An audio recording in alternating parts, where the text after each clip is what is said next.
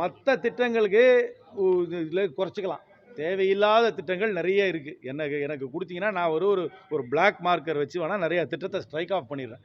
என்னை பொறுத்த வரைக்கும் direct cash transfer, universal basic இன்கம்னு மாதம் குறைஞ்சபட்சம் 2500 கொடுக்கறது நல்ல பொருளாதார யுக்தி. இந்த பணத்தை அவங்க என்ன பண்ணுறாங்க, வீட்டை சுற்றி இருக்கிற கடையில் தான் செலவு பண்ணுறாங்க.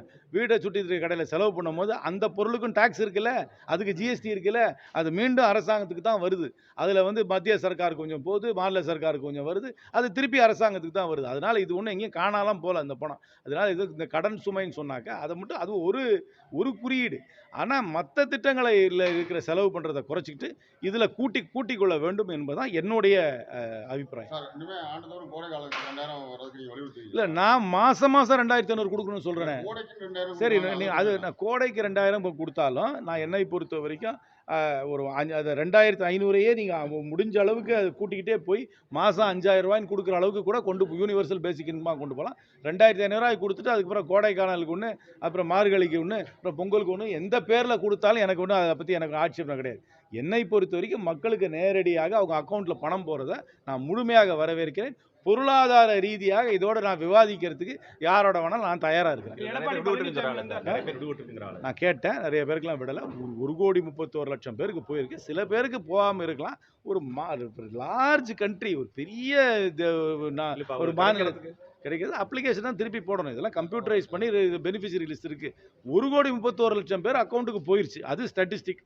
சிலருக்கு எலிஜிபிளாக இருந்து போகாமல் இருக்கலாம். அதை கரெக்ட் பண்ணிக்கலாம். நம்ம ஊரில் இதுவே என்னை பொறுத்த வரைக்கும் பெரிய வெற்றி. இது பேங்க் அக்கௌண்ட்டில் நேரடியாக போடுறதுனால எந்த ஒரு லீக்கேஜெலாம் நேரடியாக போயிருக்கு. சிலருக்கு நம்ம சிஸ்டத்தில் சில இதில் கொஞ்சம் குளறுபாடு இருந்திருக்கலாம். அது ஒரு சின்ன ரொம்ப ஸ்மால் பர்சன்டேஜ் தான் இருக்கும். அதை போக சரி பண்ணிக்கலாம். தேர்தல் நேரத்தில் இது கை கொடு, இது மட்டுமே மையமாக வைத்து வாக்களிப்பார்கள்னு சொல்ல தெரியாது. ஆனால் இது நல்ல பொருளாதார யுக்தி. இது மக்களிடம் நல்ல வரவேற்பு இருக்கிறது. அந்த வரவேற்பே ஆதரவாக மாறி வாக்குகளாக மாறி வெற்றியாகவும் மாறுறதுக்கு வாய்ப்பு இருக்குது.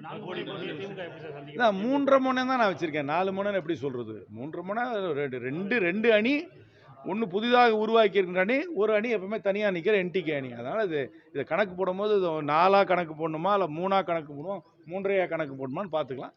ஆனால் இந்தியா கூட்டணி ஒற்றுமையாக இருந்தால் முழுமையான வெற்றி கண்டிப்பாக வரும் என்று முழுமையாக நம்புகிறேன். ஒத்துமையாக இருக்கும், ஒத்துமையாக தேர்தலை சந்திப்போம், முழுமையான வெற்றி வரும்.